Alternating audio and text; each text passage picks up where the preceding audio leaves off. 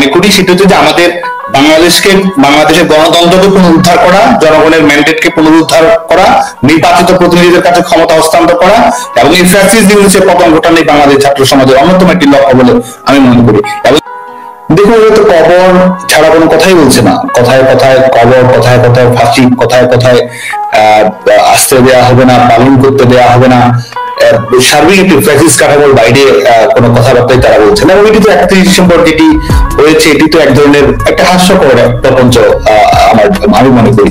কারণ বাংলাদেশের সংবিধান কি হবে না হবে, বাংলাদেশের সংবিধান তো রাষ্ট্রের সর্বোচ্চ আইন, জনগণের মতামতের সর্বোচ্চ বহিঃপ্রকাশ, এবং আমাদের মুক্তিযুদ্ধের মধ্য দিয়ে অর্জিত আমাদের সংবিধান, সেটি তো বাঙালি জাতির অর্জন, বাংলাদেশের অর্জন। আমাদের গণতন্ত্র, ধর্মনিরপেক্ষ মূল্যবোধ, সমাজ চেতনা, উদার মানবিক একটা রাষ্ট্র ব্যবস্থা, কল্যাণধর্মী রাষ্ট্র ব্যবস্থা, এবং সেই সংবিধান জনগণের নির্বাচিত প্রতিনিধিরাই সেটি বাস্তবায়ন করেছিল। জনগণের নির্বাচিত প্রতিনিধিরাই সেটি সময়ের সঙ্গে সঙ্গে পরিমার্জন করেছিল। সেখানে তারা আর প্রোক্লেমেশন তো একবারই হয়, প্রোক্লেমেশন তো একটি রাষ্ট্রের যে ব্যবস্থা, রাষ্ট্রের স্বাধীনতার পত্তন, সেখানে যারা মুক্তিযুদ্ধে নেতৃত্ব দিয়েছেন, জনগণের ম্যান্ডেট প্রাপ্ত হয়েছেন, তারাই তো সেটি করেছেন। সরকার পরিবর্তনের আন্দোলন, যে কোনো আন্দোলন, ইস্যু ভিত্তিক আন্দোলন একটি রাষ্ট্র তো হাজারবার করতে পারে, তো সেটি কি সংবিধানে অন্তর্ভুক্তির কোনো বিষয়? এবং এই বৈধতা তাদেরকে কে দিয়েছে? আজকে তারা কি জনগণের নির্বাচিত প্রতিনিধি? জনগণ কি তাদেরকে ভোট দিয়েছে? জনগণ কি তাদের কোনো ধরনের রায় দিয়েছে? আজকে যারা বড় বড় কথা বলছে, এটি একটি ক্লাবের সংবিধান বানিয়েছে তাদের ইচ্ছে। এবং বাস্তবতা হচ্ছে অনেকে যারা কথা বলছে, ইউনিয়ন পরিষদ নির্বাচন করলেও তারা জামানত বাজেয়াপ্ত হবে, এবং তারা আজকে নিজেদেরকে এই জনগণের প্রতিনিধি, স্বঘোষিত জনগণের প্রতিনিধি দাবি করছে, এবং সংবিধানের ম্যান্ডেট এটা রয়েছে, সেটা রয়েছে। এক ধরনের রাষ্ট্র ব্যবস্থা, এক ধরনের জনগণের সঙ্গে প্রতারণা, তামাশা, হাস্যকর বিষয়বস্তুতে পরিণত। এটি কি সম্ভব, কি সম্ভব না, এটি কিন্তু নাগরিক হিসেবে যদি বলি, এটি আমার কাছে গুরুত্বপূর্ণ নয়। কারণ এটি তো কোনো বাস্তবতা, কোনো ভিত্তি, কোনো রাজনৈতিক, আইনি, সামাজিক ভিত্তি কোনো কিছু তো এটির নেই। বাংলাদেশের তো সংবিধান রয়েছে, সংবিধানের ধারাবাহিকতা মেনেই জনগণের নির্বাচিত প্রতিনিধিরাই, এবং সংবিধান কিভাবে সংস্কার হয় সেটিও তো সেখানে সুস্পষ্ট করে দেওয়া রয়েছে। সংস্কার, পরিবর্তন, পরিমার্জন প্রয়োজন হলে জনগণের নির্বাচিত প্রতিনিধিরা সময়ের সঙ্গে সঙ্গে সেটি অ্যাডজাস্ট যতটুকু করে নিতে হয়, যতটুকু আপ টু ডেট রাখতে হয়, বা আরো বেশি কার্যকর, জনগণের জন্য কল্যাণমুখী, আরো বেশি গণতন্ত্র, আরো বেশি আমাদের জনগণের অধিকারগুলো রক্ষা করবে, এটা তো সময়ের সঙ্গে স্বাভাবিক প্রক্রিয়া। এটির সঙ্গে প্রক্লেমেশন, এটির সঙ্গে এদের এই ধরনের ডিক্লারেশন, এটির সঙ্গে প্রস্তাবনা, তাহলে তো আজকে তারা ভবিষ্যতে আরেকজন আন্দোলন করবে, বলবে যে এটি সংবিধানের প্রস্তাবনা দিতে হবে। 90 আন্দোলন করেছে, তারা বলবে তারা তাদের সংবিধানের প্রস্তাবনা দিতে হবে। 111 যখন এই সামরিক নিয়ন্ত্রিত তত্ত্বাবধায়ক সরকার ছিল, তারা বলবে যে তাদের সেটি প্রক্লেমেশন দিতে হবে। তো রাষ্ট্র ব্যবস্থা সম্পর্কে এদের ন্যূনতম যে রাষ্ট্র ব্যবস্থাকে এক ধরনের তামাশার বিষয়বস্তুতে পরিণত হয়েছে। এসব তো সুস্পষ্টভাবে পাগলের প্রলাপ। কারণ এবং এই ফ্যাসিস্ট রিপাবলিকের এই প্রেস উইং, এটি সত্যিকার অর্থেই বাংলাদেশের জনগণের সঙ্গে, বাংলাদেশের জনগণকে যারা নির্বোধ মনে করে, তারা এই ধরনের কথাবার্তা বলতে পারে বলে মনে করি। বাংলাদেশের জনগণ অত্যন্ত সচেতন, বাংলাদেশের জনগণ অত্যন্ত আত্মমর্যাদা সম্পন্ন, বাংলাদেশের জনগণের নাগরিকতা বোধ সুতীব্র এবং সুতীক্ষ্ণ।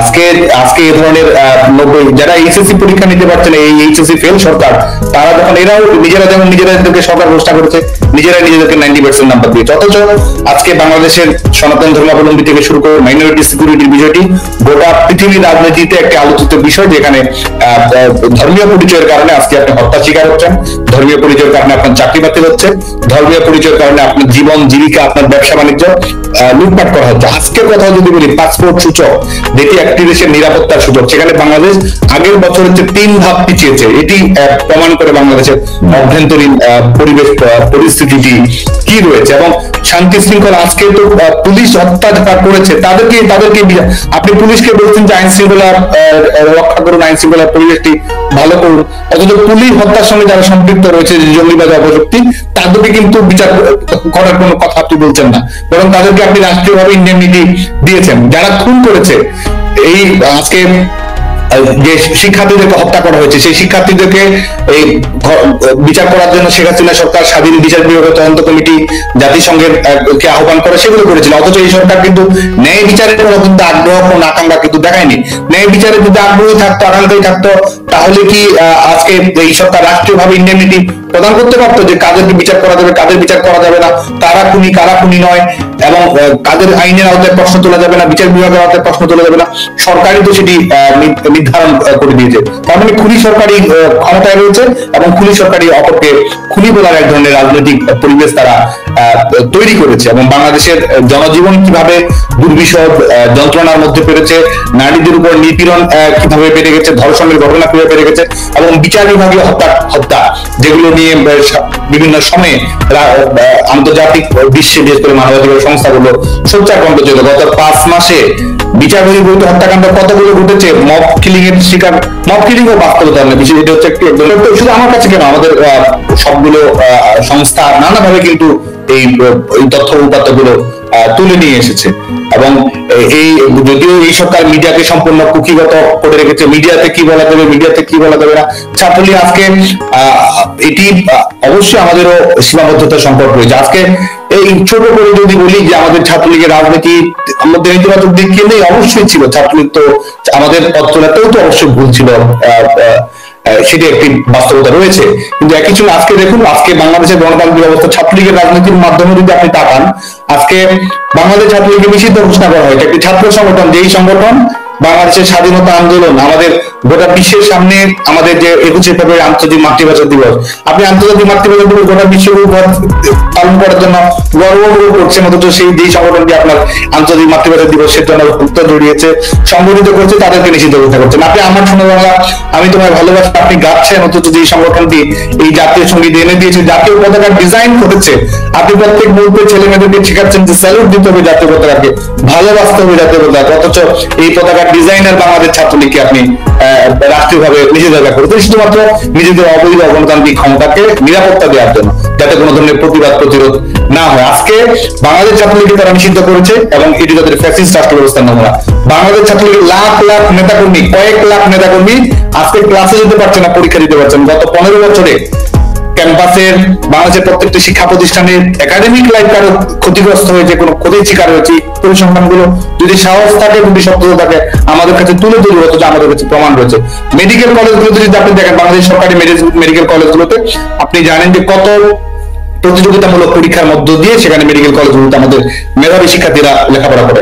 4-5 বছর লেখাপড়া করেছে, ইন্টার্নশিপ শেষ, হুট করে তারা জানছে তাদের সার্টিফিকেট বাতিল, তাদের ছাত্রত্ব বাতিল করে দেওয়া হয়েছে। বাংলাদেশের শিক্ষা প্রতিষ্ঠানের বাইরে যেখানে ছাত্রলীগ মিছিল করার চেষ্টা করছে, মিটিং করার চেষ্টা করছে, সেখানে কিভাবে হয় আইন শৃঙ্খলা রক্ষাকারী বাহিনী লেগে দেওয়া হচ্ছে, না হলে এই ফ্যাসিস্ট সরকারের লাঠিয়াল বাহিনী কিভাবে তারা তাদের আক্রমণ পরিচালনা করছে, গোটা বাংলাদেশের মানুষের সামনে, বাংলাদেশের শিক্ষার্থীদের সামনে পুরোপুরি উন্মোচিত হয়ে গেছে। মনে করি সেটা হচ্ছে যে আমাদের বাংলাদেশের গণতন্ত্রকে পুনরুদ্ধার করা, জনগণের ম্যান্ডেটকে পুনরুদ্ধার করা, নির্বাচিত প্রতিনিধিদের কাছে ক্ষমতা হস্তান্তর করা এবং এই ফ্যাসিস্ট ইউনিসের পতন ঘটানোই বাংলাদেশ ছাত্র সমাজের অন্যতম একটি লক্ষ্য বলে আমি মনে করি। এবং দেখুন, এখানে যদি আমি বিশেষ করে বাংলাদেশের শিক্ষার্থীদের উদ্দেশ্যে পাল্টা বিশেষ করে যে বক্তব্যটা আমরা নিয়ে আসতে চাই, বাংলাদেশের শিক্ষা প্রতিষ্ঠানগুলোতে ছাত্র রাজনীতি, নেতিবাচক ছাত্র রাজনীতি, নেগেটিভ স্টুডেন্ট পলিটিক্স এর কারণে 4 বছরের লেখাপড়া 8 বছরে গিয়ে শেষ করতে হতো। এবং বন্দুক যুদ্ধ কি পরিমাণ ছিল, ছাত্র সংগঠনগুলোর মধ্যে অভ্যন্তরীণ সংঘাত সংঘর্ষ কিরকম ছিল। 2009 এর পরে এই যে শিক্ষা প্রতিষ্ঠানগুলো সেশনজট মুক্ত হয়েছে, এই যে শিক্ষা প্রতিষ্ঠানের আবাসিক হলগুলো বহিরাগত মুক্ত হয়েছে, এই যে শিক্ষা প্রতিষ্ঠানগুলোর অভ্যন্তরীণ সংঘাত সংঘর্ষের কারণে বিশ্ববিদ্যালয়গুলো কখনোই বন্ধ হয়নি, নির্বিঘ্নে শিক্ষা জীবন অতিক্রম করতে পেরেছে, এটি তো আকাশ থেকে আসেনি। এটির পেছনে যেমন সরকারের সদিচ্ছা ছিল, একই সঙ্গে বাংলাদেশ ছাত্রলীগের একটা আন্তরিকতা ছিল, পরিবর্তনশীল ছাত্র রাজনীতি ছিল।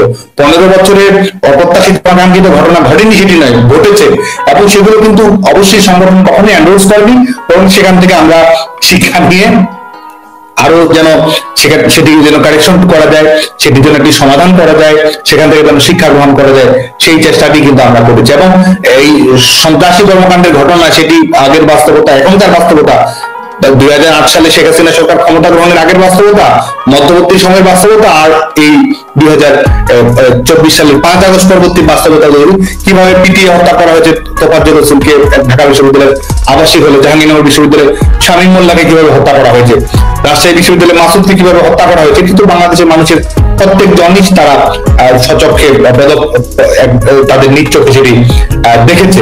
এবং এর আগেও এই কর্মকাণ্ডগুলো, আজকে এই যে অপকর্মগুলো রয়েছে, এটির জন্য তো একজন, আমাকেও বলার প্রয়োজন, আমি বারবার বলছি, তাদের জবানিতে যদি বলি, তারা বলছে যে তারা এই আন্দোলনে পুলিশ হত্যার কোনো বিকল্প ছিল না, এই আন্দোলনে থানা লুট করার কোনো বিকল্প ছিল না, এই আন্দোলনে তাদের সশস্ত্র সংগ্রাম করার প্রস্তুতি ছিল, এবং এই ধরনের এই আন্দোলনের সংঘাত সহিংসতার অনুঘটক যে তারাই, এবং এখানে তারা শীর্ষ সন্ত্রাসীদের কিভাবে ব্যবহার করেছে, যারা কারাগারে থেকে বিভিন্ন উগ্রবাদী কর্মকাণ্ডের জন্য যারা জেলের অভ্যন্তর ছিল তাদের কিভাবে তারা ভূমিকা পালন করিয়েছে, সশস্ত্র ক্যাডারদের কিভাবে তারা ব্যবহার করেছে, এবং শুধু তাই নয়, শিক্ষার্থীদের অভ্যন্তরে ঢুকে কিভাবে শিক্ষার্থীদের বুকে গুলি চালিয়ে, তার পেছনে গুলি করে, সামনে গুলি করে, বারান্দায় রয়েছে সেখানে তারা গুলি করেছে, এবং এইগুলো কিন্তু শিক্ষার্থীরা মিছিল করছে, সেখানে পুলিশ নেই, সেখানে অপর কোনো সংগঠন নেই, শিক্ষার্থীরা মৃত্যুর করে ঢলে পড়ছে, এবং এই প্রত্যেকটি মৃত্যুর সঙ্গে কিন্তু তারা সম্পৃক্ত রয়েছে। এটা আজও কালও বাংলাদেশের মানুষের সামনে এটি প্রমাণিত হবে। যারা হত্যাকারী তারাই আজকে ক্ষমতা দখল করেছে, যারা হত্যাকারী তারাই কিন্তু আজকে, শেখ হাসিনা সরকার কিন্তু কাউকে ইন্ডেমনিটি দেয়নি, শেখ হাসিনা সরকার কিন্তু কাউকে দায় মুক্তি দেয়নি, ইউনূস সরকার, এই ফ্যাসিলিটি সরকার দায় মুক্তি দিয়েছে, কারণ তারা চায় না যে এই ঘটনাগুলোর প্রকৃত রহস্য উন্মোচিত, তারা চায় না যে শিক্ষার্থী হত্যার প্রকৃত রহস্য উন্মোচিত, কারণ প্রকৃত রহস্য উন্মোচিত হলে এটি বাংলার জনগণের সামনে প্রমাণিত হয়ে যাবে যে কারা এই হত্যাকাণ্ডগুলোর সঙ্গে সম্পৃক্ত রয়েছে, এবং এই হত্যাকাণ্ডগুলো ঘটিয়ে তারা আজকে ক্ষমতা দখল করেছে। শিক্ষার্থীরা মায়ের কোল খালি হয়েছে, আর এদিকে ডক্টর ইউনূসের গ্রামীণ ব্যাংকের 600 কোটি যে ঋণ ছিল, সেটি কর ফাঁকি ছিল, সেগুলো বাতিল হয়েছে। মায়ের কোল খালি হয়েছে, আর এই প্রত্যেকটি লাশের বিনিময়ে একজন উপদেষ্টা হয়ে তারা হেলিকপ্টারে করে উপজেলার টহল দিয়ে বেড়াচ্ছে। একজন মায়ের কোল, একজন বোন তার ভাই হারিয়েছে, আর এই আজকে এই তথাকথিত সমন্বয়কেরা আজকে তদবির বাণিজ্য করে এটাকে বিভিন্ন ধরনের যে ধরনের টাকা পয়সা, অর্থবৃত্ত, গাড়ি বাড়ি তারা বাস্তবতা তৈরি করেছে। এই হচ্ছে অবস্থা। শিক্ষার্থীদের মৃত্যুর প্রতি, মায়ের কান্নার প্রতি তাদের কোনো কিছু নেই। মায়ের কান্নাকে এই ব্যবহার করে, এই মায়ের কান্না ঘটিয়েই তারা কিন্তু আজকে এই ক্ষমতা দখল করেছে। এটি তো আজকে তার যে বক্তব্য, তার বক্তব্যের কারণে সরকারের ভেতরেই কি প্রতিক্রিয়া হয়েছে এটা তো আমরা দেখেছি, যে তিনি বিশেষ করে এই হত্যাকাণ্ডগুলো ঘটনার ক্ষেত্রে কি ধরনের অস্ত্র ব্যবহার করেছে, সেই অস্ত্রগুলো পুলিশ ব্যবহার করতো কি করতো না, সেই প্রশ্ন নিয়ে আসার কারণে কিন্তু স্বরাষ্ট্র উপদেষ্টার পথ গেছে, এবং পরবর্তীতে আমরা দেখেছি যে আমাদের আওয়ামী লীগের নেতা কর্মীদেরকে গ্রেপ্তার করার ক্ষেত্রে কিভাবে নাটক তারা মঞ্চস্থ করেছে, সেই ব্যাপারেও কিন্তু এক ধরনের স্বস্বীকারোক্তি তারা দিয়েছে। এবং এই আজকে এই যে অভিযোগগুলো এসেছে, এই অভিযোগগুলো আজকে যারা করছে, আমরা মনে করি যে তারা হীন রাজনৈতিক উদ্দেশ্যে তারা এটি করার চেষ্টা করছে, এবং অনেকগুলোই আমরা মনে করি যে বাস্তবতা বিবর্জিত তথ্য, এক ধরনের যে জাস্ট আমাদের শেখ হাসিনা সরকারকে বিভিন্ন ধরনের অভিযুক্ত করার জন্যই তারা এই বিষয়গুলো নিয়ে আসছে, এবং এটির কোনো অস্তিত্ব, এটির কোনো বাস্তবতা আজকে কোনো কিছু বর্তমান সরকার কিন্তু সে দেখাতে পারেনি। ছাত্রলীগের কর্মীরা সত্যিকার অর্থেই পরামর্শ কিংবা নির্দেশনার অপেক্ষায় থাকেনি, বরং বাংলাদেশ ছাত্রলীগের কর্মী, তৃণমূলে যারা প্রান্তীয় কর্মী, তারাই কিন্তু পথ দেখিয়েছে। আমরা কিছু বলার আগেই তারা মিছিল করেছে, মিটিং করেছে, অনলাইনে আলোচনা সভা করেছে, সেই স্বৈরাচার নিপাত গণতন্ত্র মুক্তি পাক স্লোগান দিয়েছে, বাংলাদেশের দেয়ালগুলোতে জয় বাংলা লিখে দিয়েছে, বাংলাদেশের যেখানে সেখানে গ্রাফিতিতে অঙ্কনে লিখে দিয়েছে যে শেখ হাসিনাতেই আস্থা, এবং শিক্ষার্থীদেরকে আমরা অভিনন্দন জানাই। আজকে কিন্তু যারা সাধারণ শিক্ষার্থী, তাদেরকে তো এক ধরনের ভয়ের পরিবেশের মধ্যেই রাখা হয়েছে, কি বলবে কি বলবে না সেটি তো সম্পূর্ণভাবেই একবারে নিয়ন্ত্রণ করা হচ্ছে। মিডিয়াকে যেমন কন্ট্রোল করা হচ্ছে, ক্যাম্পাস গুলোকে কন্ট্রোল করা হচ্ছে এক ধরনের এক্সিকিউটিভ নির্বাহী বিভাগের এক্সটেনশন হিসেবে। তো সেই জায়গায়ও কিন্তু শিক্ষার্থীরা, ছেলেমেয়েরা, আমাদের বাংলাদেশ ছাত্রলীগের কর্মী যারা স্নাতকোত্তর সম্পন্ন করছে, সবাই যেন ক্লাস করতে পারে, পরীক্ষা দিতে পারে, সবাই যাদের জায়গা থেকে কিন্তু সংগঠিত করার চেষ্টা করছে। যেসব শিক্ষার্থী, বরং সকল শিক্ষার্থী ছাত্রলীগ করুক আর যে কোনো সংগঠন করুক, সবার শিক্ষার অধিকার হচ্ছে, সেটি নিয়ে কথা বলছে। সেই শিক্ষার্থীদেরকে কিন্তু হুমকি মুখে ফেলাচ্ছে, কথায় কথায় বলে দেওয়া হচ্ছে ফ্যাসিবাদের দোষর। যারা ফ্যাসিবাদের দোষর, যারা ফ্যাসিস্টের লাঠিয়াল বাহিনী, আজকে তারা বিভিন্ন ধরনের তকমা দিয়ে বেড়াচ্ছে, শুধুমাত্র ছাত্রলীগ নয়, সাধারণ শিক্ষার্থীদেরকে। এবং শিক্ষার্থীদের চাকরি নিয়ে হুমকি দেওয়া হচ্ছে যে এটি করলে ভবিষ্যতে এটা করা হবে, ভেরিফিকেশন আটকে দেওয়া হবে, চাকরি বাতিল করা হবে, এই ধরনের একটি ভীতিকর পরিবেশ তৈরি করা হয়েছে। বাংলাদেশ ছাত্রলীগের কর্মীদের প্রতি আহ্বান থাকবে, এবং বাংলাদেশ ছাত্রলীগের কর্মীরা ইতিমধ্যে যে লড়াইয়ের সূচনা করেছে, যে আমাদের গণতান্ত্রিক লড়াই শুধুমাত্র আমাদের সাংগঠনিক আশয়ের মধ্যে আমরা সীমাবদ্ধ নেই, আমাদের গণতান্ত্রিক লড়াইয়ের মাধ্যমে বাংলাদেশের জনগণের মৌলিক মানবাধিকার প্রতিষ্ঠা করা, ব্যক্তি স্বাধীনতা প্রতিষ্ঠা করা, ধর্মীয় স্বাধীনতা প্রতিষ্ঠা করা, সংগঠন করার স্বাধীনতা প্রতিষ্ঠা করা, জনগণের যে মর্যাদা রয়েছে, আত্মমর্যাদা রয়েছে, যেটির মাধ্যমে গণতান্ত্রিক বাংলাদেশের পথযাত্রাটি আরো দৃঢ় হবে, সেটি পুনরুদ্ধার করে বাংলাদেশ ছাত্রলীগের লক্ষ্য। এবং আমাদের সামনে অনেকবারই আমাদের ইতিহাসের বাঁকে বাঁকে আমাদের আজকে বাধা এসেছে, বিপদ সংকুল পথ এসেছে। বাংলাদেশ ছাত্রলীগের নেতা কর্মীরা কিন্তু সমস্ত প্রতিকূল পরিস্থিতি মোকাবেলা করে বিজয়ীর বেশেই বাংলাদেশের জনগণকে অনেক কিছুই উপহার দিয়েছে। স্বাধীনতা আন্দোলনে সফল হয়েছে, হানাদার বাহিনীকে পরাজিত করেছে, লড়াই সংগ্রাম করেছে। আজকে আমরা মনে করি যে আমাদের বাংলাদেশ ছাত্রলীগের নেতা কর্মীরা শান্তিপূর্ণভাবে আন্দোলন গড়ে তুলে গণতন্ত্রের প্রত্যাবর্তন বাংলাদেশে সুনিশ্চিত করবে, মৌলিক অধিকার বাংলাদেশের জনগণের কাছে ফিরে দেবে এবং জনগণের ম্যান্ডেট প্রাপ্ত হয়ে রাষ্ট্র পরিচালনা করবে। এটি বাংলাদেশ ছাত্রলীগের নেতা কর্মীকে নির্ধারণ করবে। ইতিহাসের যে বাস্তবতা আমরা রয়েছি, সামরিক সৈনিক শাসকদের বিরুদ্ধে আমরা আন্দোলন গড়ে তুলেছি এবং আমরা সফল হয়েছি। আজকে এই ফ্যাসিস্ট সৈনিক শাসকের বিরুদ্ধে আমাদের লড়াই অব্যাহত রয়েছে। ইতিহাসের একটি গুরুত্বপূর্ণ টার্নিং পয়েন্টে আমরা রয়েছি। এই লড়াইও বাংলাদেশ ছাত্রলীগের নেতা কর্মীদেরকে জয়ী হতে হবে। সময়ের দাবি, প্রাসঙ্গিকতা এবং আমরা বিশ্বাস করি যে আগামী প্রতিষ্ঠাবার্ষিকী আমাদের ফ্যাসিস্ট মুক্ত বাংলাদেশে আমরা পালন করতে পারবো। আগামী প্রতিষ্ঠাবার্ষিকী আমরা গণতান্ত্রিক বাংলাদেশে পালন করতে পারবো। আগামী প্রতিষ্ঠাবার্ষিকী আমরা মুক্তিযুদ্ধের অঙ্গীকারে ঋদ্ধ বাংলাদেশে আমরা পালন করতে পারবো। আগামী প্রতিষ্ঠাবার্ষিকী বঙ্গবন্ধু কন্যার দেশ স্বপ্ন শেখ হাসিনার নেতৃত্বে বাংলাদেশের জনগণের যে উত্থান হবে, সেই উত্থানে সামিল হয়ে আমরা এই বাংলাদেশে প্রতিষ্ঠাবার্ষিকী উদযাপন করতে পারবো। আগামী প্রতিষ্ঠাবার্ষিকী বাংলাদেশের শিক্ষার্থীদের শিক্ষার অধিকার, দক্ষ মানব সম্পদে নিজেদেরকে গড়ে তোলা, উচ্চশিক্ষা প্রতিষ্ঠানগুলোর গবেষণা, সেগুলোর নিশ্চয়তা, কর্মসংস্থানের নিশ্চয়তা এবং একই সঙ্গে মেধা, যোগ্যতা, দক্ষতা ভিত্তিক যে প্রক্রিয়া রয়েছে সেটি সুনিশ্চিত করার মাধ্যমে আগামী প্রতিষ্ঠাবার্ষিকী আমরা পালন করবো। আগামী প্রতিষ্ঠাবার্ষিকী আমরা তারুণ্যের জাগরণ উৎসবে আমরা পালন করবো। সৃষ্টির আনন্দে বাংলাদেশের তরুণ প্রজন্মকে সাথে নিয়ে ঐক্যবদ্ধ হয়ে আমরা বাংলাদেশের তরুণ প্রজন্মের জাগরণের নবসূচনা করবো বলে বিশ্বাস করি।